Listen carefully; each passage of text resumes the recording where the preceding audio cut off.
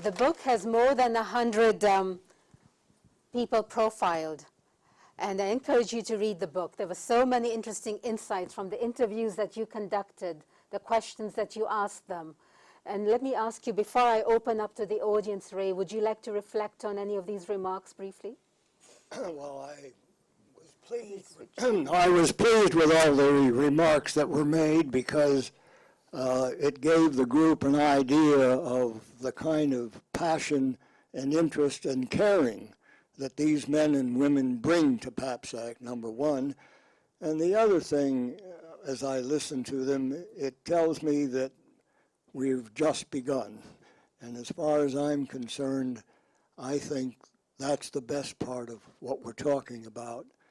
I think we're in our infancy of understanding what we're doing. We're in our infancy of understanding the importance of the food system to the rest of the world and for the various animal, plant, and human generations to come. So to me, I am proud of the men and women who come to PAPSAC, and you can see why. Thank you. Let me open up to the audience here as well as the online audience. We will have colleagues coming around with mics. If you just tell us who you are, and if you wish to make a comment, address a question, whichever way you'd like to do it, you're more than welcome. If you just give me a signal. And John, I'm so happy we begin with you. This is an IFPRI tradition. Well, thank you very much, and thank you for this presentation and for all that you've contributed. I guess my question is, in developing this book, one of the big challenges is how to shift the cost incentives to make most people's diets more nutritious. Because nutritious food is expensive and empty calories are cheap. Did you gain any insights into that as you were talking with all these folks? Could you clarify that one more time, please? Well, I work internationally, and one of the big challenges internationally is that empty calories are cheap and nutritious food, nutrition-rich food is expensive. And there are a lot of policies that have kind of led to that. But have you gained any insights as to how to fix that? Yes, I have, thanks to the people in PAPSAC. One of the people in PAPSAC, Gus Schumacher, was worried about the underprivileged in the United States who face that problem every day. And he went ahead and worked with the Department of Agriculture to find a way of providing double food stamps for fruits and vegetables so that they would have more access to those products. In addition to that, a former head of one of the supermarket chains created a supermarket area and made use of fruits and vegetables that were irregularly shaped or some other ways, and they eventually created a whole store to do that in order to, again, provide that particular response. 2 Republican senators and 2 Democratic senators proposed legislation a year ago to work and create food and food deserts. So I think that people have finally got the message that food and nutrition and economic development is critical for the future of any country, including our own. And I think that even some supermarkets and some doctors are writing prescriptions to their patients saying they need fruits and vegetables, and they take that to the supermarket and get a discount to get them. So they are addressing the problem. I'm glad. Thank you very much.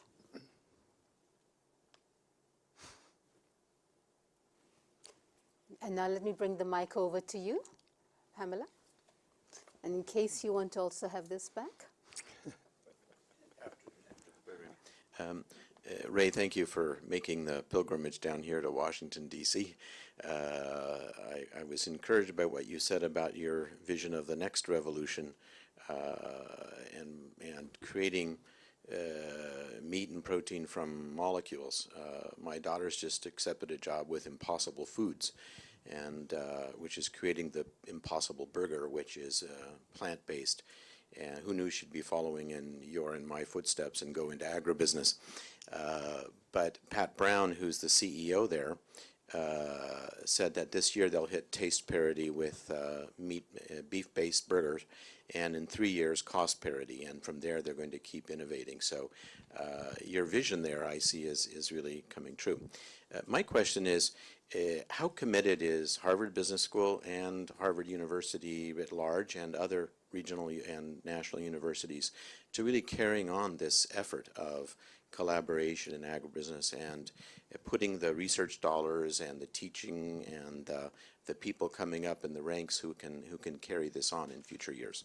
Please tell everyone your name also. Sorry, I'm Kevin Murphy, and I was Ray's research associate in 1982 and 83. Wonderful, thank you. Kevin, thank you for both your question and for your courtesy in coming to see your old professor. I think that the education has changed in all of our universities because the problems that we face in food are multidisciplined in nature. And the only way you can solve multidiscipline problems is to create an education program to train multidiscipline students. And I think what's happening is that it isn't just Harvard that's rediscovered food or agribusiness or the food system. All of the schools in that particular complex are working together collectively to do a lot of the things you asked them to do. So as far as I'm concerned, the training is, again, in its infancy, but I've never seen greater collaboration around a particular focus than the food system in our respective universities. There are more people majoring in that system than ever before, and they like the challenge, and they are global in how they approach it, and the students are global who want to approach it. So you'd be very pleased with what you'd see. Thank you very much. We have Mike up there. Not Mike, a person up there. Pamela, would you go up to the gentleman and then thereafter to Tracy? But let's take the gentleman first. And please feel free to address questions also to our panelists. Jack Bobo, formerly with the State Department, 13 years, global food policy. So going back to your comment about that the young people are going to have the biggest impact on what we do, I think that's true, but in some ways consumers have never cared more nor known less how their food is produced. And if people who care passionately but have less information about the actual production methods are asking for policies, and I think the example you gave of what Gus is working on was a good one, that the Double Bucks program gives you double bucks if you buy fresh fruit and vegetables, but not if you buy frozen. And fresh fruit is 3 times more expensive, so you're actually getting a third less food than if you bought frozen. You would get twice as much. And so we can't forget about food technology as contributing as well. So how do we bring these trends together? Well, I think your point's well made, and I agree with it. Anybody from the panel also wishes to reflect? Jack, we're going to have a bigger conversation on this one. Ray, you're not off the hook yet. We'll come back to this one. Okay. Tracy, you had your hand up too.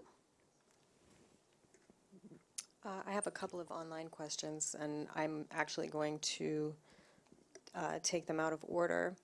The first is following up on John's question, and it comes from a student or former student of Professor Goldberg. His name is Ken Hoadley, and He says, following up on John's question, efforts to fortify staple crops is another way to increase the nutritional value of low-cost foods. What can be the role of the private sector in food fortification? And the question primarily relates to hidden hunger in Africa and South Asia. And then we have one more question that's a little less complicated and unrelated, but what are the most valuable skills that millennials as future food system leaders can learn from the over 100 leaders that you've showcased in the book? Two diverse questions. Hidden hunger. Do me a favor and repeat them briefly. Let's do one by one, Tracy. Yes. Okay, so the first one is following up on the earlier question, and it says that efforts to fortify staple crops is another way to increase the nutritional value of low-cost foods. So what role can the private sector play in food fortification, especially in Africa and South Asia?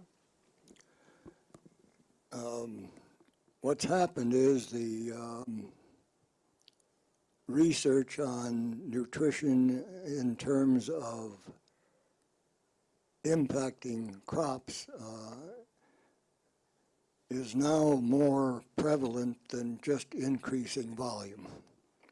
And the result has been that more of the research that's being done by the educational research labs in the land-grant colleges and in the other universities around the world is moving in that direction. The other thing that's happening is that the commercial world has rediscovered nutrition, and they in turn are building their research on actually improving those crops that you're talking about for two reasons. One, they want to improve the nutrition of the people involved, but also the economic incentives to do so are great. I hope that helps. And the second question from an online viewer is back to millennials, which you were talking about earlier.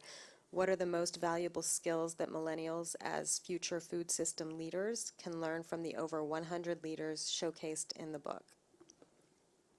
What are the most important skills the millennials can learn from the leaders in the book? What skills are as leaders? The leaders in the bill? Well, with 47 different individuals, it's hard for me to elicit all the skills that are needed. I think the most important skill is understanding the needs of humanity, the needs of the consumer, the needs of the environment, the needs of the education, the needs of the kind of science that should be developed, and the priorities that must take place in order to achieve those needs. I think that every school that I know of is asking the question you asked.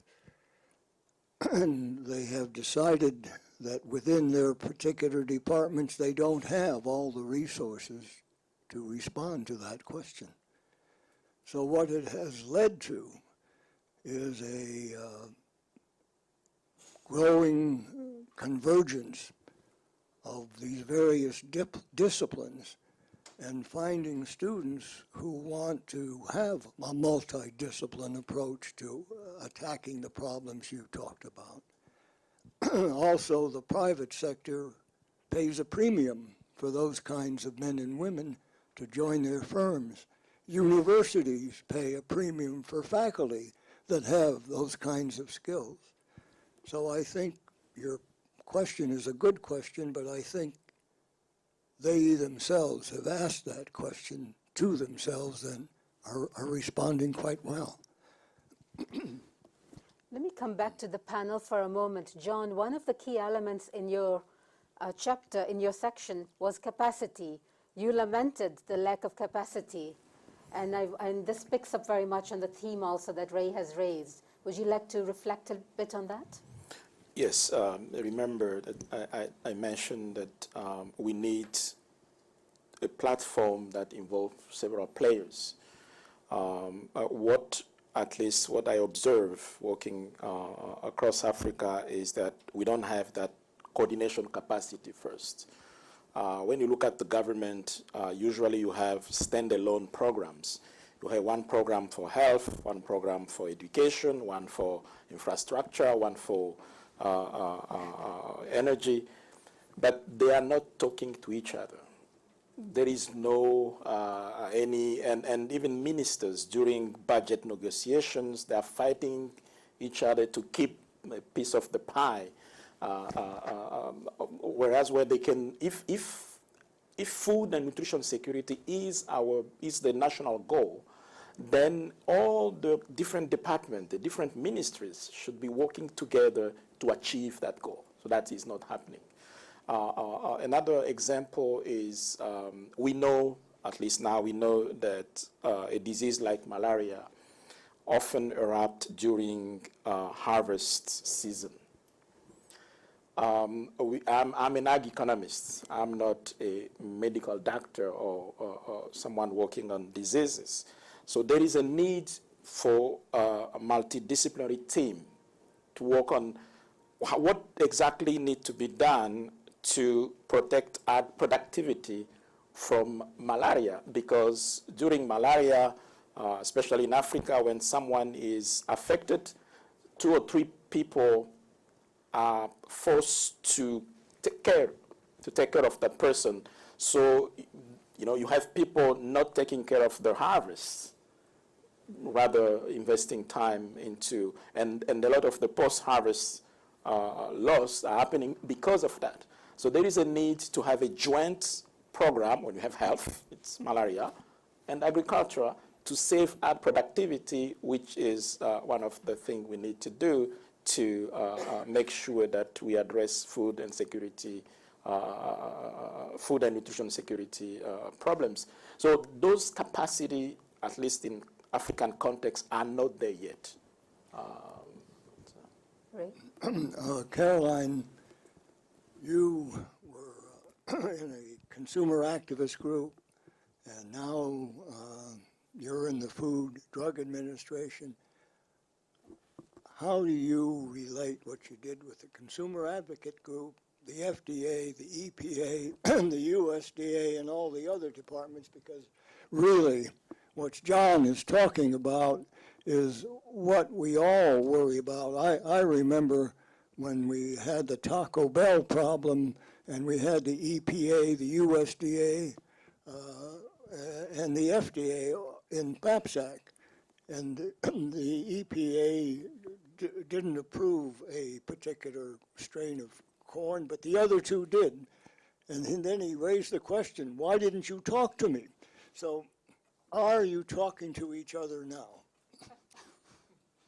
Well, is this on? Not yet. Yes. So, Ray, thank you for your question. That's a hard one. Are you sure It should be on. is it on?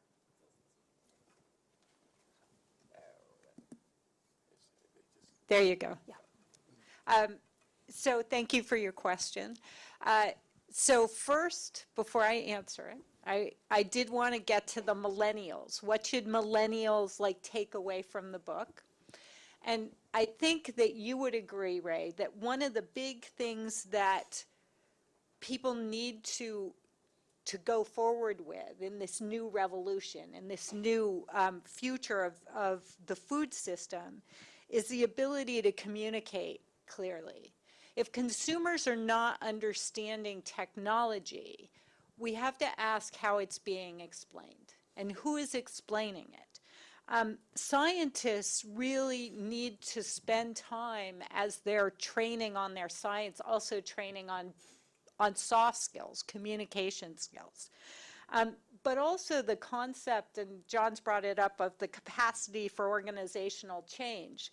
And what you've done so well, Ray, what the problem sometimes is explaining synthesizing, helping people understand in a very concrete but simple way why things should change. So I think core, and learning from my experience at CSPI, core advocacy skills.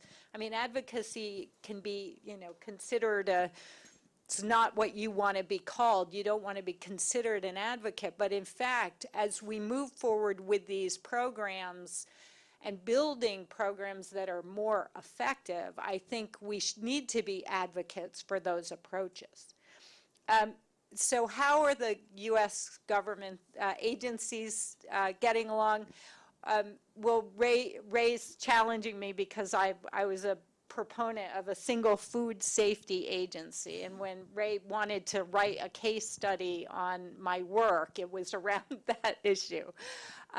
We talk a lot, but I think John's raising a very interesting point that people get into government agencies and suddenly feel like they need to defend them. They need to defend their turf. So again, we need to be thinking outside those boxes. I can't say that being in the government has changed my view that that it's very easy to do, to make those changes. But I think the point John's making and you're making are very good ones, that keeping the concepts of organizational change alive is very important if we're going to move forward in these areas. I would also add one other thing. If you look at the interview of J.B. Penn, who was Deputy Secretary of Agriculture under, I think, Ronald Reagan, I'm not sure. But anyway, he, in his interview, I asked him, do you send people from the department to FAO? Do you send people to other United Nations areas? Do you send your colleagues to other places?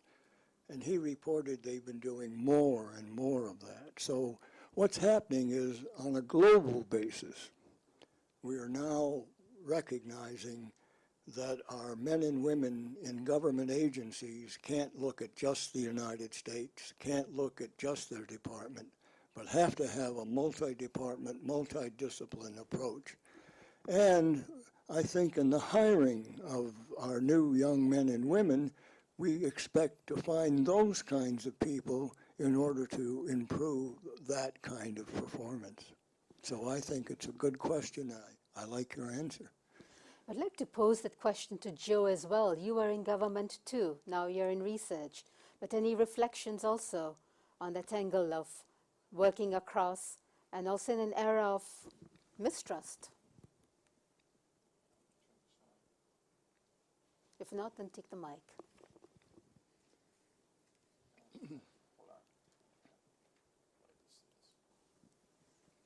No, I think I'm on. Yeah, you're on. Okay. I'm on? Okay, yeah, no, it's a great question. I think it is very easy, particularly given how big government can be and how one can be, particularly when one is down in the bureaucracy, to just kind of move along with things. You know, a lot of what's in Ray's book is on these change makers and people who have stepped out of that. And I think that's real important, I think, at times. And I think you need to step up and make a case if you think it is right. And, you know, I think of my experience as a trade negotiator, and I think the easiest thing in the world was to come back to a group of producers or a group of government officials and say, well, we're not going to accept a bad trade deal. Well, of course, no one's going to accept a bad trade deal. I mean, it was like the easiest thing to walk away from a negotiation is by saying that. I think the much harder thing was kind of going forward and saying, look, there are trade-offs in this trade deal, but it's a good trade deal. And let me tell you why, and let me explain why, and all the reasons why you want to bring objectivity to that and communicate those things. But sometimes I think it is kind of avoiding the real easy answer and stepping up and saying the right, or, you know, doing what you think is the right way. And don't you find, Joe, that when you talk to trade representatives from Brazil and other places, that collectively you really have the same common perspective of trying to make the thing work for everybody. Yeah, I think that's generally true. I think that's, people have different points of view, and I think part of, in the case of a trade negotiation, that's part of the art of it, is trying to understand what that point of view is and get a better appreciation, because oftentimes there is a solution there once you understand it, if it's not just some crude notion of they want this and you want that, but the subtleties, understanding the subtleties are really important, I think. What about the World Trade Organization? Has that become better or worse in trying to put this together? Oh, well, I think it's, certainly under particular challenge these days with the current administration, and frankly, I think a lot of the gas had gone out of the negotiating focus that was there, like in the late 2000s or so, or by 2008, and unfortunately, and some of that's due to a variety of things. I think the global recession and everything took people's minds away. They started looking very insular at their own domestic policies. But still, it's, I think the encouraging thing is it's still there and it still operates. But it is facing big challenges right now, I think, particularly on some of the big institutional parts of the World Trade Organization, like dispute settlement. We open back up to the room. There's a lady right at the back, and then I'll come to you, Tracy. Hi, my name is Julie. Thank you so much.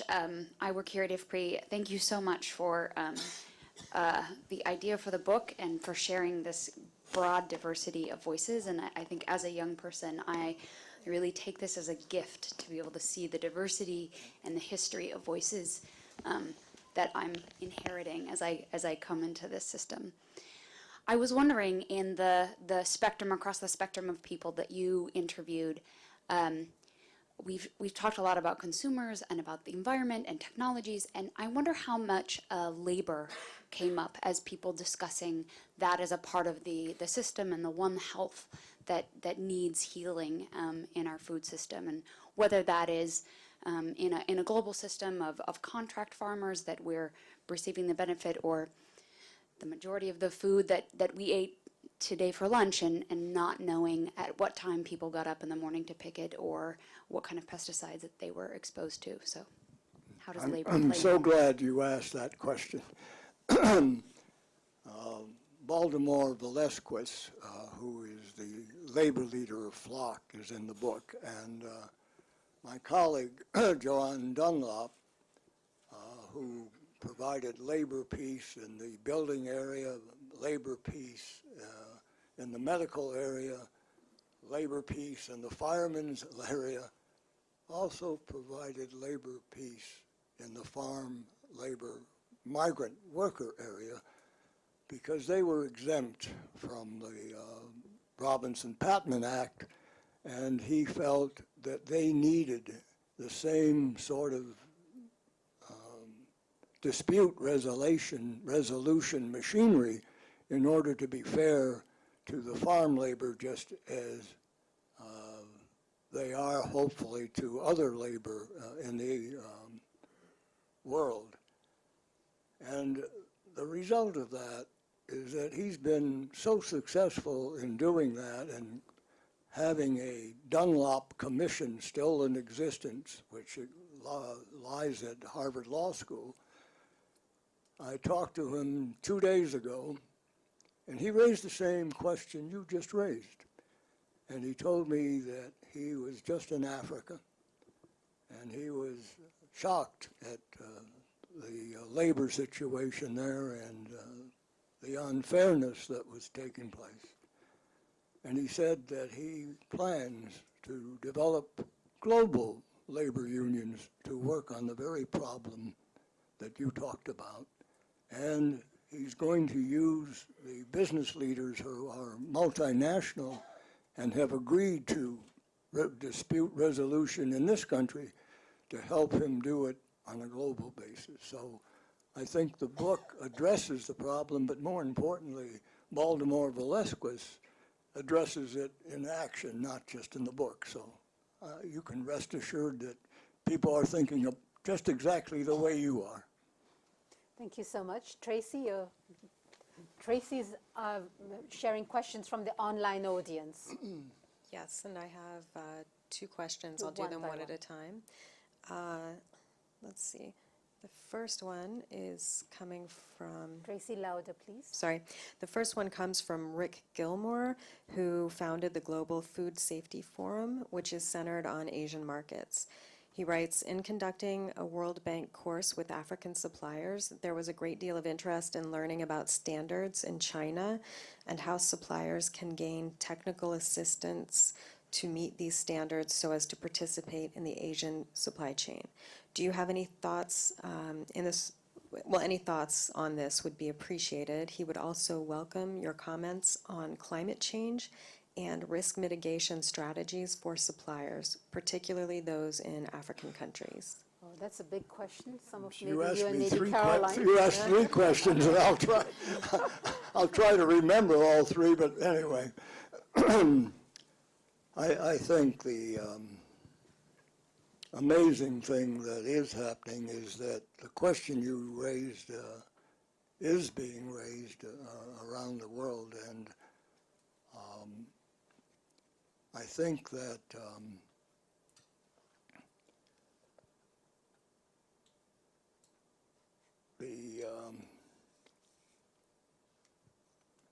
repeat the question one more time in short version. The safety.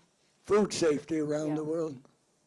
I don't think so. Can No. you- So first he wonders about how suppliers, particularly those in Africa, can get technical assistance on meeting standards. So that's the first part. All right, well, the technical assistance on meeting standards, there have been a group of business leaders have gotten together to address that issue and are creating the standards in a number of crops, including cocoa, bananas, and milk. So I think that they are trying to do that. And what's the second question? And then basically the last two are if you have any thoughts in general on climate change and on risk mitigation strategies for suppliers. You're asking an awful lot of an old man, but I'll try. Yeah, the thoughts on climate change is such that I think the food system, being the food system, is more aware of climate change than most other parts of the economy. And one of the companies that's doing the best job is Jain Irrigation for the small-scale farmer in India. And if you take a look at who is supplying the financial support of that, it's the IFC of the World Bank and Rabobank, which is a group of cooperative farmers in the Netherlands, all trying to do what you want them to do. So I think that people are aware of the problem and are trying to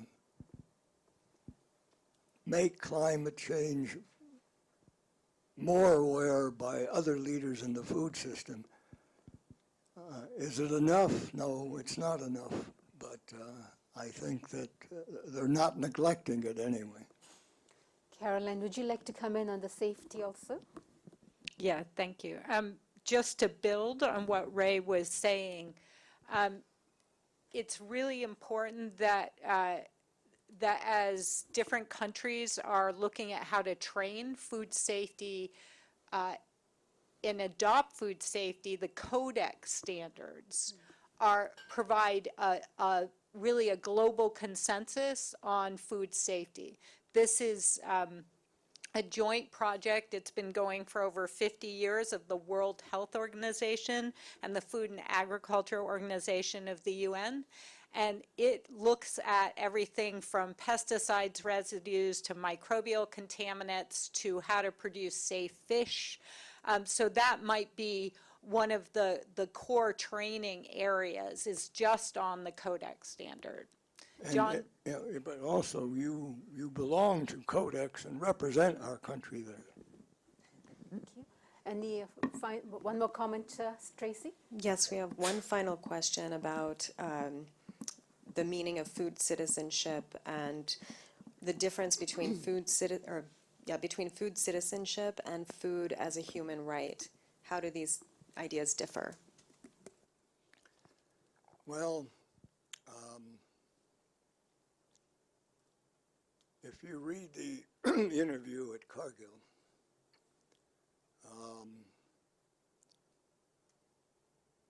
they define food citizenship as trying to improve the well-being of the planet and human beings, even if it actually hurts the company.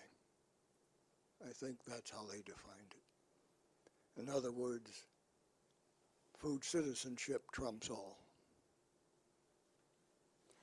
Let me open up to one last question in the room before I give a chance for the closing remarks. If there's any final question or comment in the room. Sir, Pamela?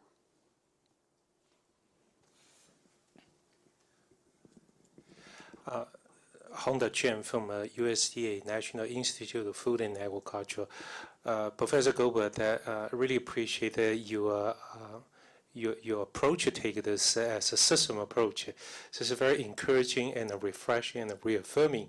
And I think Caroline mentioned about one house, and then John, you mentioned about the beyond Ministry of Agriculture. And so all this is in the same context. So what I would like to seek your advice is that how to take this forward, moving to this system approach. I want to preface this saying that the several federal agencies, at least I know, that started taking system approach to the bigger problems. NIFA, for example, we recently established a competitive grants program called SAS, Sustainable Agriculture System, give a larger grant, take a system approaches to address that. National Science Foundation, one of the 10 big ideas is a convergence of science and technology, including social scientists, started from a get-go and framing the issues and design the approaches. So, but at this early stage of moving to that direction, how to do that is a very challenging, even from get-go. How do you define the boundary of a system? How do you articulate the vision about the issues in this, how big, how broad, how narrow. So there are many, many questions. So I'd like to hear you and others on the panel, your advice, comments.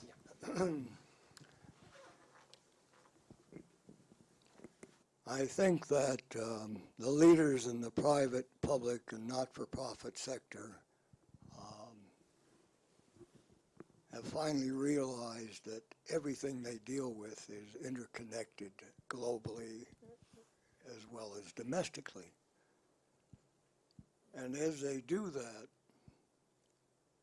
they are creating informal and sometimes formal arrangements to carve out that system that attracts and attacks that particular problem. I think that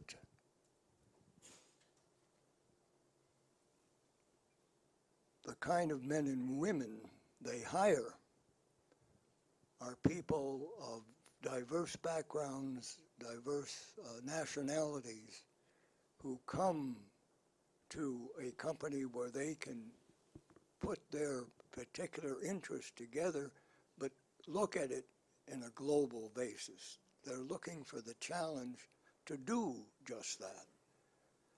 So I think that the kind of training that universities are developing, where departments now work with one another and students take multidiscipline courses to take a systems approach themselves before they even graduate, means that we will perpetuate that systems approach coming out of the new generation.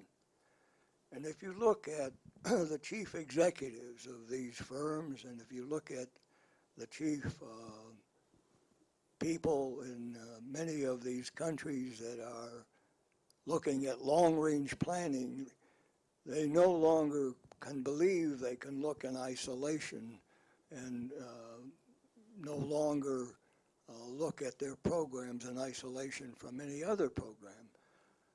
I think that if you look at the makeup of the students that we teach, it's like a miniature United Nations, and that is very encouraging. So every day, these young men and these young women spend time looking at these common problems, and right in the classroom, they are taking a systems approach and a multinational approach because of their particular backgrounds. And in the selection of those students, the admissions committee look at that kind of a student and give a priority to him or her. So I think it's being reinforced by the culture, by the education system, by the firms, by the consumer advocates. I think we're finally realizing, going back to Wendell Willkie, that nobody in this room will remember. But anyway, he believed in one world, and I think we all finally understand that.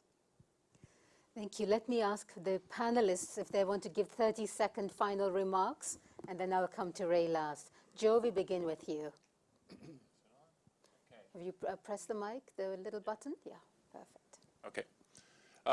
Well, no, I just want to, I think you get a pretty good flavor of listening to Ray about what Ray has been all about over the last several years, and I think you've just done a marvelous job of bringing in all these elements and giving a worldview to agriculture, and I think it's been very important, and I think those of us who've had the opportunity to work with you and read your writings and attend your seminars and other things have a real great appreciation for it all. Thank you. Caroline?